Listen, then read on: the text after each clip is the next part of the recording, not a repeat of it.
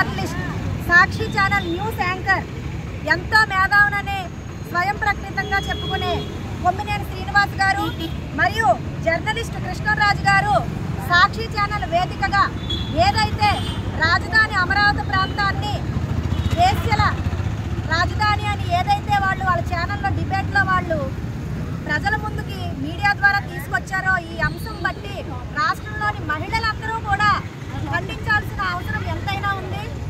దీని మీద ప్రత్యేకించి అమరుల రాజధాని అయిన అమరావతి మీద ఎప్పుడూ కూడా వైసీపీ వారు మొదటి నుంచి కూడా విషం కక్కుతూనే ఉన్నారు.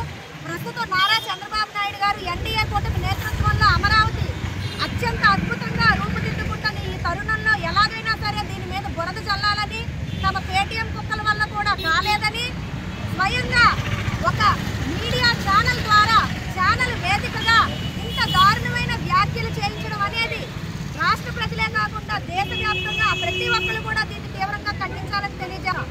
ఎందుకంటే రాజధాని అనేది ఏ ఒక్కరి సొత్తు కాదు.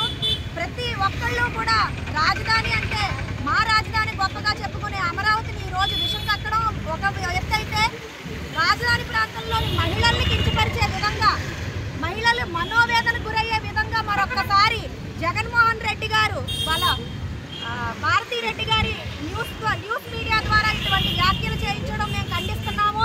వాళ్ళ మీద కఠిన చర్యలు తీసుకుని వాళ్ళకి కొమ్మినేని శ్రీనివాస్ గారి మీద, జర్నలిస్ట్ కృష్ణరాజు గారి మీద కేసు మేము ఫైల్ చేస్తాం. ఈరోజు రాజమండ్రిలో పార్లమెంట్ అధ్యక్షురాలు మాలే విజయలక్ష్మి గారి, కౌలు మహిళా అధ్యక్షురాలైన నేను కూడా పార్టీ ఆదేశాల మీదుగా మా మహిళా శక్తి అందరితో కూడా